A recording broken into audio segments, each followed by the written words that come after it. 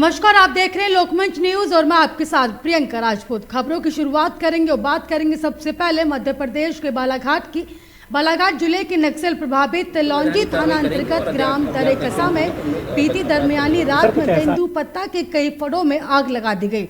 SP ने घटना की पुष्टि करते हुए इसे नक्सलियों की हताशा करार दिया है। नक्सलियों यहां लाल स्याही से लिखा पर्चा चस्पा किया गया है और जिसमें तेंदुपत्ता मजदूरों की मांग न माने जाने को लेकर इस घटना को अंजाम दिया गया।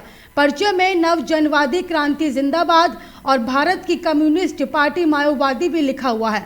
एसपी समीर सौरभ ने बताया कि बीती रात नक्सलियों ने ग्राम तर्रेकसा में कुछ तेंदुपत्ता फड़ों को आग के हवाले कर दिया। चूंकि पिछले काफी समय इन इलाकों में पुलिस की सर्चिंग तेज होने से नक्सली तेंदुपत्ता ठेकेदारों से अवैध वसूली नहीं कर पा रहे थे, जिसके चलते इस घटना को अंजाम दिया गया। इसमें जो वैधानिक कार्रवाई है थाने स्तर पर हम लोग कर ही रहे हैं, पर इससे स्पष्ट पता चल रहा है कि पिछले 3 वर्षों से जो नक्सलियों को जो इलीगल लेवी की कलेक्शन है, इनका अवैध वसूली का बहुत बड़ा साधन तेंदुपत्ता के माध्यम से हुआ करता था। पिछले 10 दिनों में हमने लगभग 180 तेंदुपत्ता फड़ों में सर्चिंग कराई। मतलब प्रतिदिन हमारी टीम्स लगभग 18 फड़ों में जा रही है, वहाँ के लोगों से मिल रही है, वहाँ के फड़ मुंशियों से बात कर रही है, उन्हें अपना आश्वासन दे रही है, अपने फ़ोन नंबर शेयर करके आ रही है, जिसके कारण नक्सली काफ़ी बौखलाए हुए स्पष्ट पता चलता है। और मुझे लगता है ये उनकी हताशा का एक प्रमाण है क्योंकि वो कलेक्शन नहीं कर पा रहे हैं, तो उन्होंने इस तरह की गतिविधि को अंजाम दिया है और एक बार फिर से अपने आप को प्रूव किया है कि वो ग्रामीणों के किसी तरह से भी हितैषी नहीं है। ये वही तेंदुपत्ता है जो ग्रामीणों ने रात में 3-3, 2-2 बजे जग कर तोड़ा है और उनकी मेहनत पे इस तरह से आग लगाना उनका असली चेहरा हो जाएगा। सर, अज्ञात नक्सलियों के खिलाफ कोई मामला दर्ज है? बिल्कुल वैधानिक कार्रवाई करेंगे और अज्ञात नक्सलियों को तो हम लोग अपराध पंजीबद्ध। सर, कुछ ऐसा है कि कितने संख्या में नक्सली थे? नहीं, अभी ये जानकारी नहीं आई है। ये स्पेसिफिक दलम का काम होगा और एक दलम में 6 से 8 लोग रहते हैं। पर्चे वगैरह कुछ पर्चे एक लिखित जरूर पर्चा मिला है जिसको हम लोग वेरीफाई करा रहे हैं, पर उसमें यही लिखा है कि पुलिस प्रशासन की मदद से जो लोग आप लोग तेंदुपत्ता तोड़ाई कर रहे हो, आपने रेट नहीं बढ़ाया, तो इसलिए हम लोग ये कर रहे हैं। तो ये वंस अगेन ये प्रूव करता है कि उनका हताशा, उनकी जो बताते हैं कि हम लोग जनवाद के साथ है, तो गैर जनवाद प्रवृत्ति उनकी स्पष्ट करती है। Thank you sir. अब बात करेंगे दमोह की। सिद्धार्थ मलैया ने कहा कि मतदाता शुद्धता और पवित्रता के साथ अपने मताधिकार का प्रयोग करें। अगर बेहतर दमोह बनाना है तो ग्राम पंचायतों को सशक्त करना पड़ेगा। पंचायती और नगरीय निकाय चुनाव में जनता से सही व्यक्ति के चुनाव शुद्धता से करने की अपील की गई। जन संवाद यात्रा के माध्यम से ग्रामीण जनों को समस्याओं और संस्कृति से रूबरू किया गया।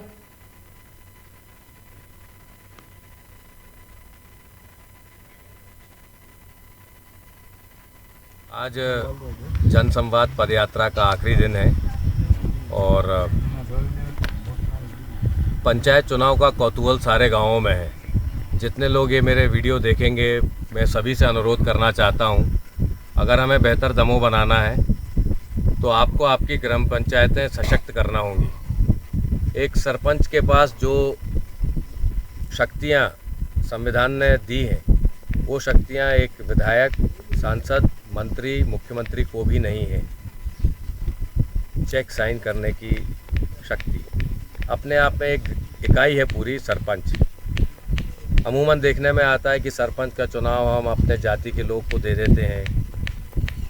एक पंचायत के अंदर 3 गांव के लोग होते हैं तो गांव इकट्ठा हो जाता है एक तरफ, ये तो हमारे गांव का है। कई बार पैसा भी चलता है, बहुत बार चलता है पैसा, ऐसा कहना चाहिए, और बहुत बार और भी चीज़ें चलती हैं। मेरा आप सबसे अनुरोध है, आप शिकायत करने के पात्र नहीं हैं अगर आप अच्छे से अपने सरपंच का चुनाव नहीं करते हैं। जब दमोह जिले में जल संकट गहराता है और जीव जंतु, चरंदे परिंदे, नर नारियों के सूखते कंठों को नम करने के लिए अनेक संगठन सामने आते हैं। इन संगठनों में अगर बटियागढ़ के एमएच क्लब का नाम लिया जाए तो कोई अतिशयोक्ति नहीं होगी। जिला दमोह के ब्लॉक बटियागढ़ में एमएच क्लब द्वारा लोगों के साथ साथ मवेशियों की प्यास बुझाई जा रही है। आपको बता दें कि दमोह में जब कभी संकट गहराता और कई बता दें कि गांव के लोगों को पानी की समस्या से जूझना पड़ता है और जिसके लिए कई बार दूर तक जाना पड़ता है। वहीं बताया जा रहा है कि जीव जंतु और सूखते कंटों को नम करने के लिए अनेक संगठन सामने आते हैं। इन्हीं संगठनों में से अगर बटियागढ़ के एमएच क्लब की बात की जाए तो कोई आश्चर्यचकित नहीं होगा। जिला दमोह के ब्लॉक बटियागढ़ में एमएच क्लब द्वारा लोगों के साथ साथ मवेशियों की प्यास भी बुझाई जा रही है।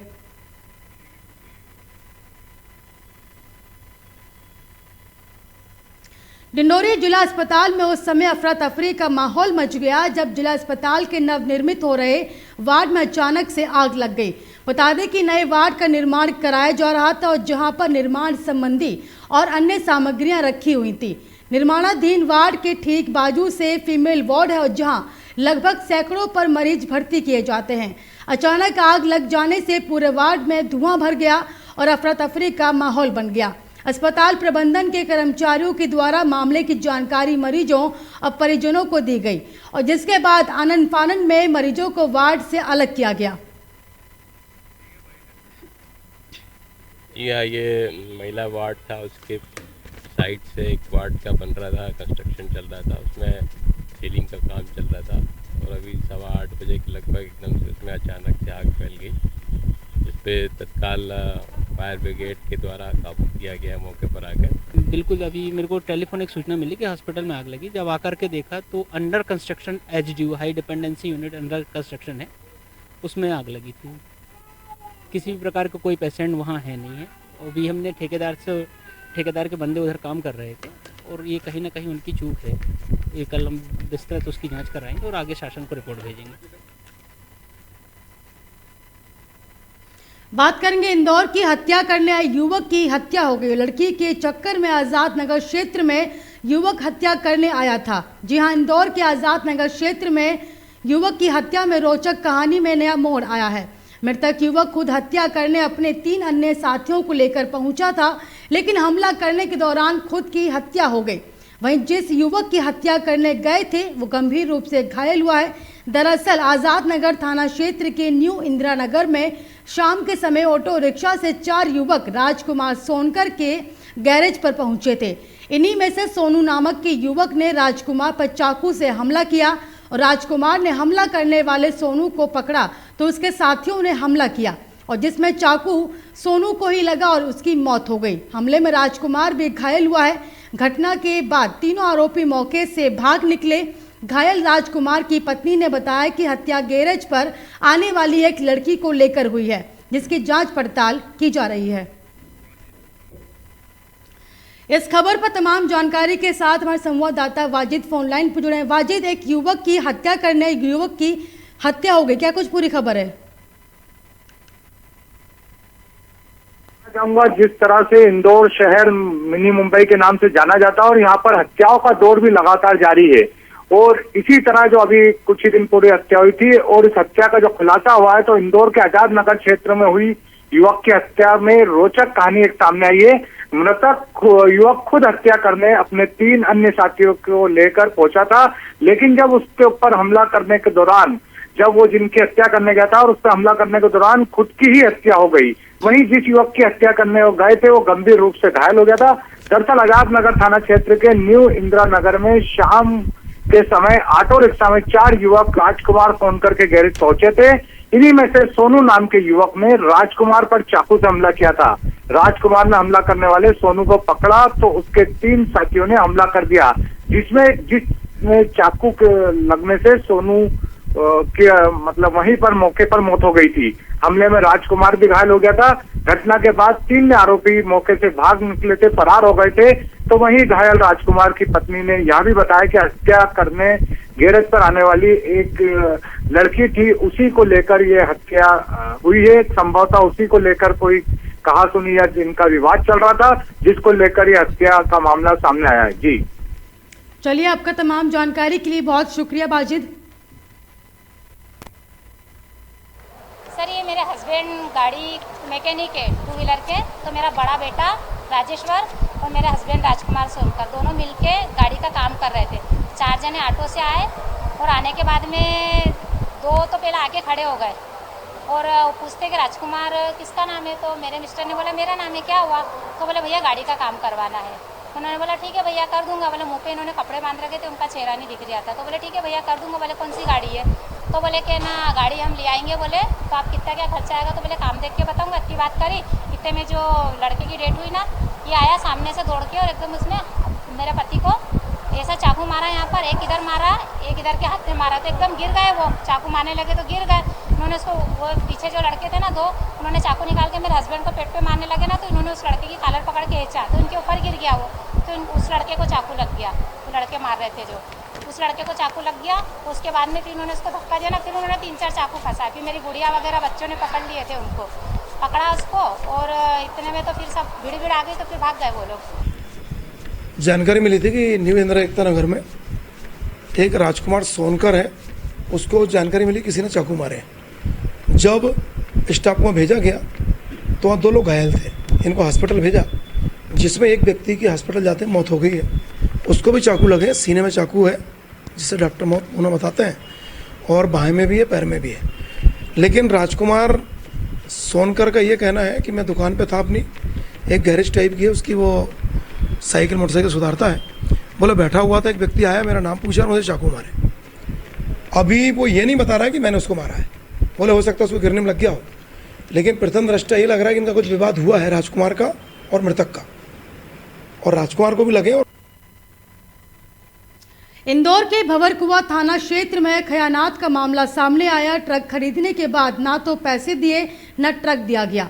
पुलिस ने आरोपी को गिरफ्तार किया है। भंवरकुआं थाने पर अमानत में खयानात का ये मामला सामने आया, जिसमें फरियादी ने शिकायत दर्ज कराई और उसने ट्रक बेचा था, और जिसमें खरीदार द्वारा ना तो ट्रक दिया गया और ना ही पैसे दिए गए।